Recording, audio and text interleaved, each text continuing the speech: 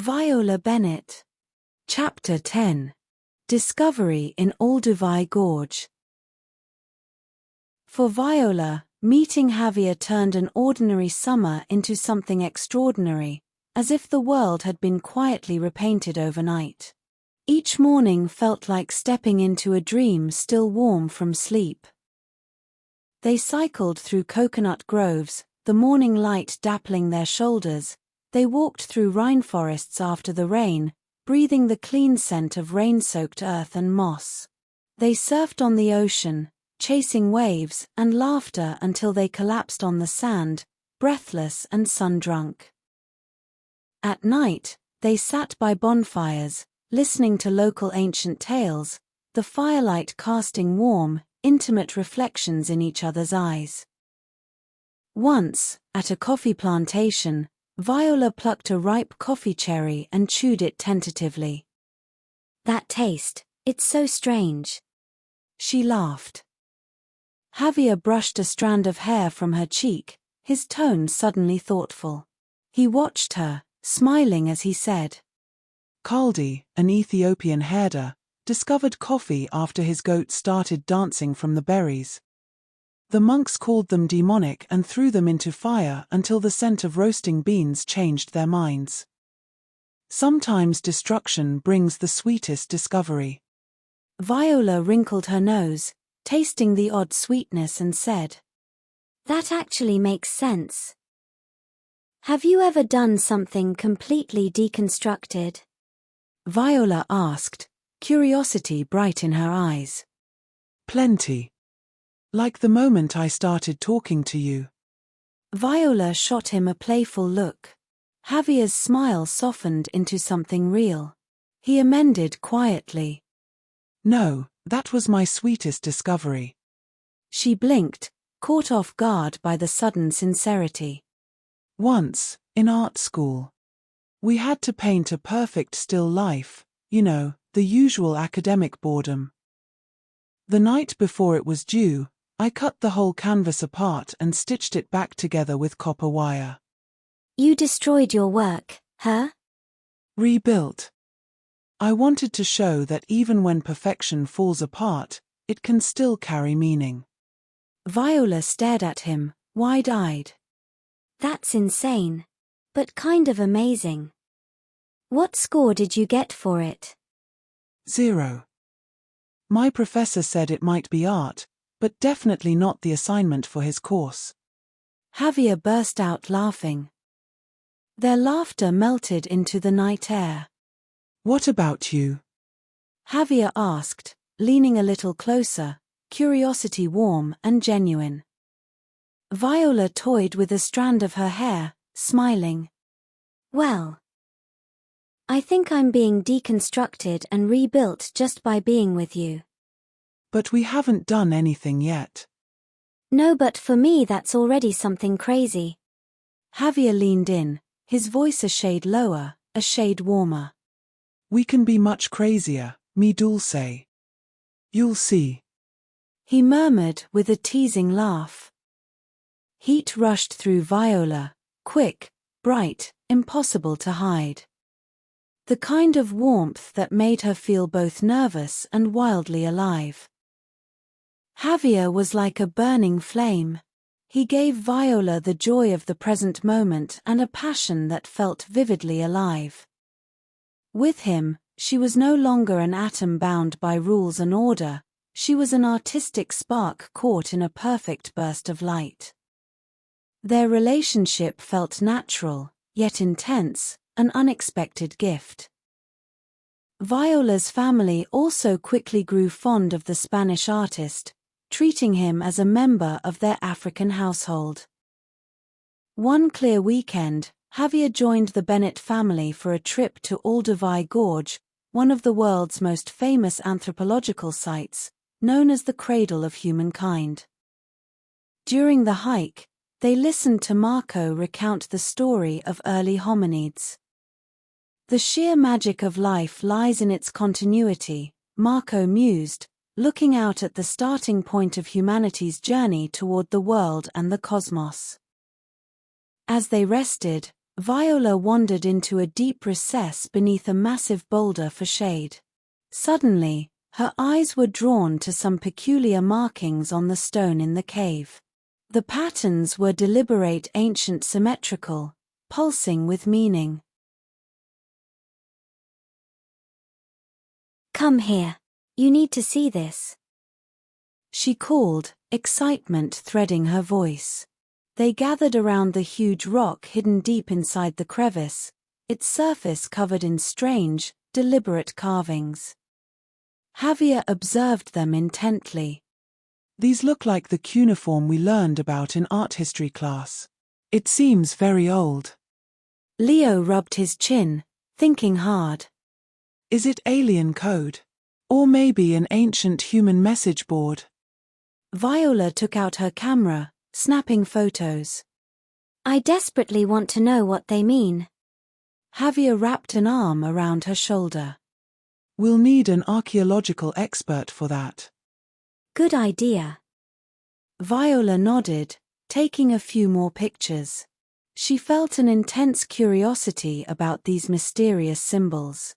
Some unknown secret seemed to be hidden in this overlooked corner of the desolate wilderness. That night, lying in her room, Viola was still lost in thoughts of the ancient boulder. She suddenly remembered someone. Elias. Weren't his parents experts in this very field? Viola sat up, heart pounding, and quickly typed a message to Elias. Hey Elias, how are you? Guess what? I'm in the incredible Olduvai Gorge in Tanzania, and I found something amazing. Maybe your parents know what these symbols are.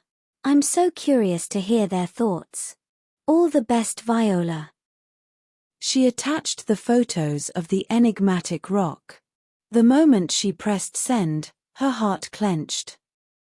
She hesitated before pressing send, realizing how easily the past could awaken with a single click. She was surprised that she was still overwhelmed by memories of them. She clearly remembered their first kiss on that romantic Dutch night, the sad morning, the birthday gift he'd sent, and their many shared moments growing up. A rush of feeling swelled in her chest, making it hard to breathe. It hadn't been that long ago, yet it felt like a distant dream, a dream where that boy had offered her warmth, joy, and a quiet, deep flutter of the heart. Outside, the African night hummed softly with insects, as if listening in on her thoughts. Javier's love was blazing and radiant, like the wild African sun. But thinking of Elias was like returning to the tranquil river of home, a deeper, inseparable sense of belonging. I had Javier now, so why did the memory of Elias feel so vital, so charged with emotion? Maybe it's just the regret of an unfinished farewell, she thought, shaking her head. Amidst this conflict, Elias's reply arrived. Hi Viola. It's incredibly nice to hear from you. I believe you must be having a wonderful journey in Tanzania. I truly want to know every single one of your experiences. Tell me more when you have time. Concerning the rock with ancient symbols, it seems genuinely interesting. I will forward them to my parents and definitely keep you posted. I miss you so much. Yours, Elias. Viola's heart leaped. She closed her eyes slowly, imagining Elias speaking every word, the sincere, reserved, warm boy who had never truly left her heart. The thought brought her close to tears. He felt so distant yet so nearby.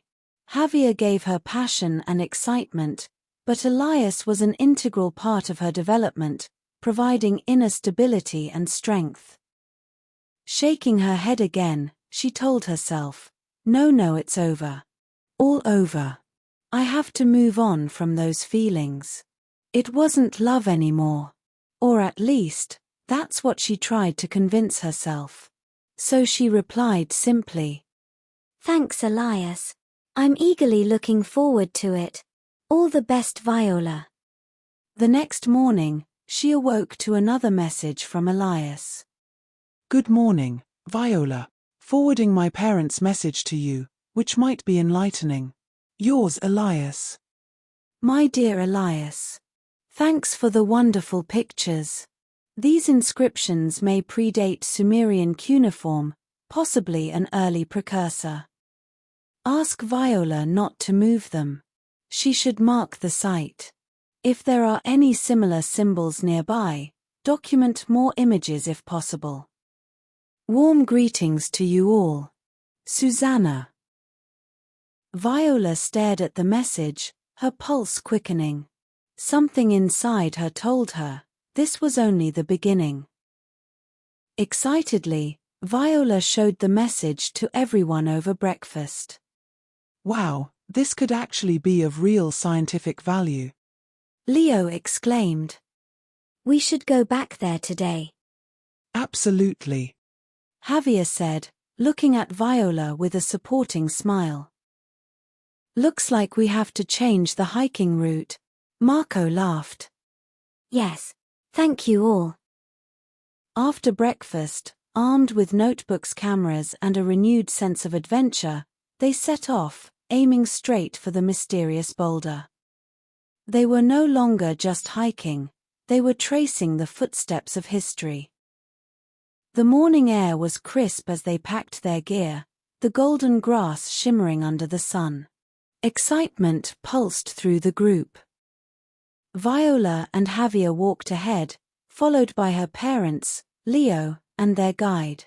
The trail was dotted with laughter and chatter, but Javier's voice suddenly softened, a hint of hesitation in his tone. So Elias. He seems special to you. He said lightly, kicking a pebble along the path.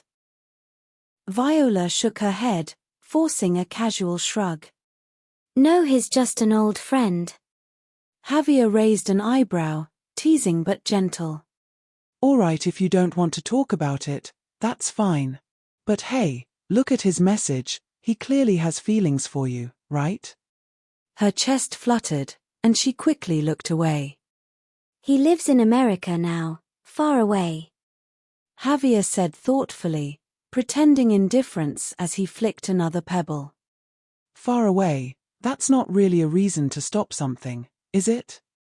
Viola met his gaze and shook her head, pretending mild annoyance, though a flicker of something deeper stirred inside.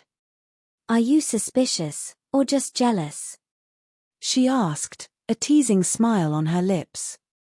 Both. He grinned, winking at her with mischief dancing in his eyes. But don't worry. I'm right here. And I won't let go, not now, not ever. Viola felt a warmth bloom inside her. She laughed, swatting his shoulder playfully. You're impossible, but be sure, you're second to none. Probably. But I mean every word, my sweetheart.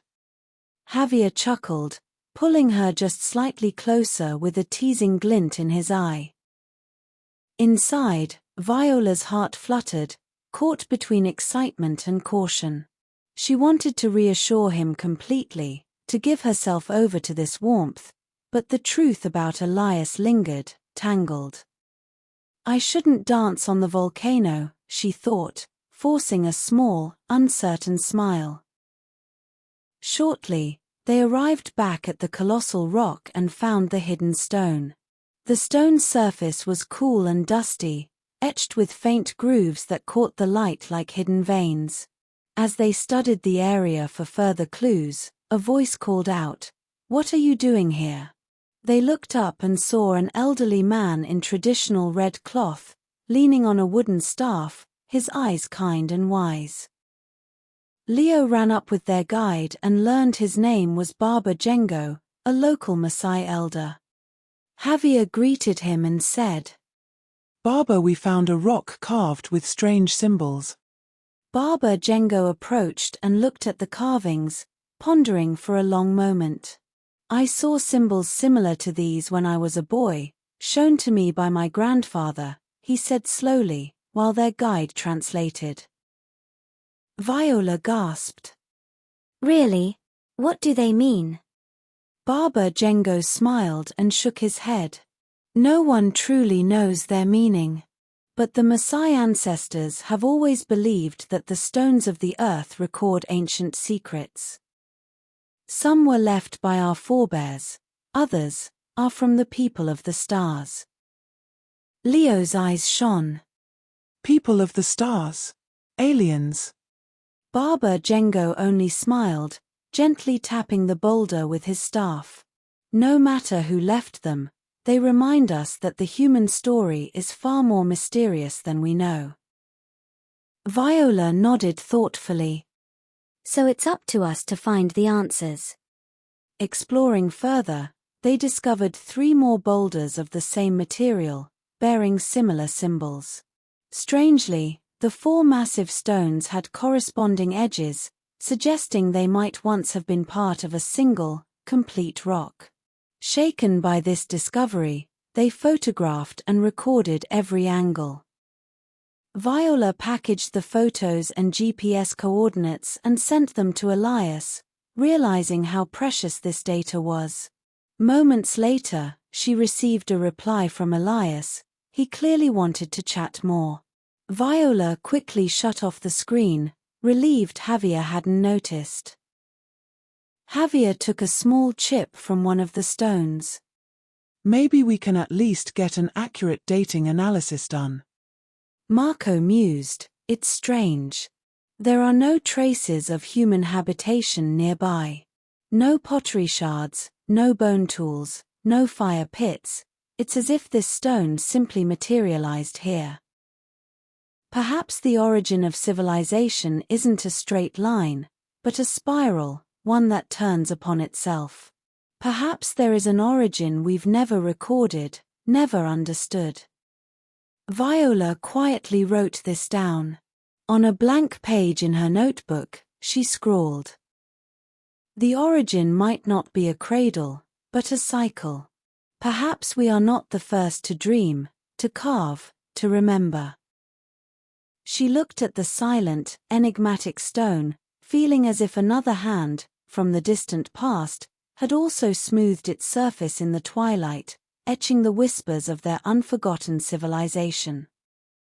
Javier saw her face, her eyes staring at the ancient rocks, like a kind of conversation between modern and ancient, between human beings and the universe. He recorded this moment with his camera. Through his lens, the sunlight, the girl, and the ancient stones merged into one timeless conversation.